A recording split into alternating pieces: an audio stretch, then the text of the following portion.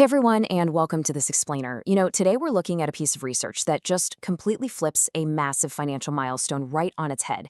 If you've ever wondered why hitting a certain savings goal feels so monumental, but then gets so easily misunderstood, well, you are in the exact right place. Okay, let's dive into this and uncover the actual reality behind that elusive five-figure savings mark together. $10,000. I mean, on paper, it's just a one followed by a few zeros, right? But according to our source material today, this is actually the absolute most dangerous amount of money you can possibly possess. Now, I know what you're thinking. Wait, dangerous? How on earth could having savings be dangerous? It's a total paradox. We're so conditioned to see money purely as a tool for safety or, a tool for buying things. But looking at it as a hazard, that forces us to completely rethink what this specific number actually represents. So, why exactly is this the most dangerous amount? Well, the danger is entirely in our assumptions. For most of us, hitting that five-figure mark for the first time feels like a starting gun going off. It's universally treated as a green light to spend. You hit 10 grand and suddenly that email about a Caribbean cruise looks really, really tempting. Or maybe you start browsing for a new car or looking at some major lifestyle upgrades. The trap here is that the exact second you hit this threshold, the temptation to just immediately dismantle it is at an all-time high. Section 1. The most dangerous amount. Okay, so the reason you absolutely must resist that urge to spend is because hitting this exact number triggers something way more valuable than anything you could ever buy. It literally kicks off a profound psychological transformation. If you drain that account to buy a car, you abort that transformation right as it's taking root. You're not just losing cash, you're throwing away a fundamental shift in how your brain processes everyday life. This $10,000 is absolutely unequivocally not for spending. If you're looking at this money as just, deferred consumption, like it's sitting in a holding pen until you find the right shiny object, you've entirely missed the point. Its true value comes simply from it existing, not from trading it in. Section 2. Money and cortisol levels. Now, what's really interesting here is that we're actually shifting away from traditional finance and stepping straight into human biology. We usually think of our bank balance as this external data, totally separate from our physical bodies, right? But the source material makes a fascinating connection between this specific milestone and your endocrine system. Reaching that five-figure mark physically changes your body's stress response. It actively reduces cortisol, and cortisol, as you probably know, is our primary stress hormone. When you're living edge to edge financially, constantly doing that mental math at the grocery store checkout, just hoping your card won't decline, your brain is on high alert. It's constantly scanning for threats. That keeps your cortisol spiked, and honestly, it's exhausting. But having this $10,000 sitting untouched, it acts as a biological signal to your brain that your immediate environment is safe. You aren't just saving money anymore, you are actively lowering the stress hormones pumping through your veins. And because of this, the money at this threshold completely stops being just digits on a screen or a line on a bank statement. It literally transforms into a physiological buffer. It's a physical shield against anxiety. When a massive sudden expense looms on the horizon, your body doesn't need to trigger full-blown fight or flight mode because that buffer is there to absorb the hit before it ever reaches your nervous system.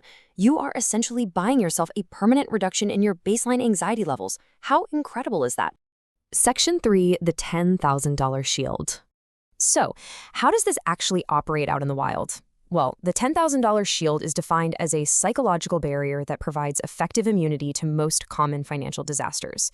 So the crucial point is that this money serves as psychological armor, not just purchasing power. It is a defense system, plain and simple.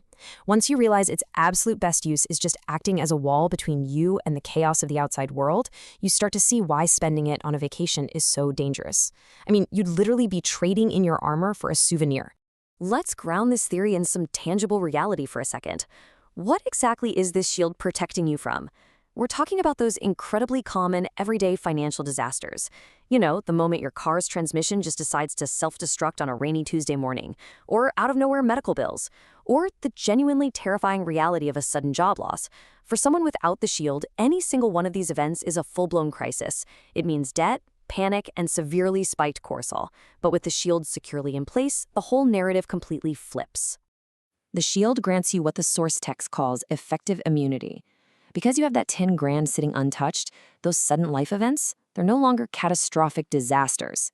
They're instantly downgraded to merely minor inconveniences. A blown transmission doesn't mean you can't pay rent anymore. It just means a highly frustrating phone call to the mechanic and a temporary dip in your shield. The immunity doesn't magically stop bad things from happening, for sure, but it completely neutralizes their ability to destroy your peace of mind. Section 4. Playing offense, not defense.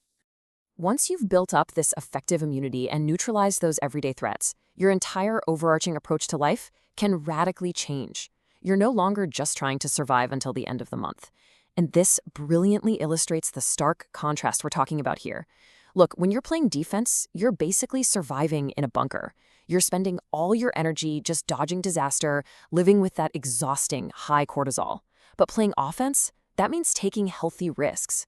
It means experiencing genuine psychological freedom, accompanied by low cortisol.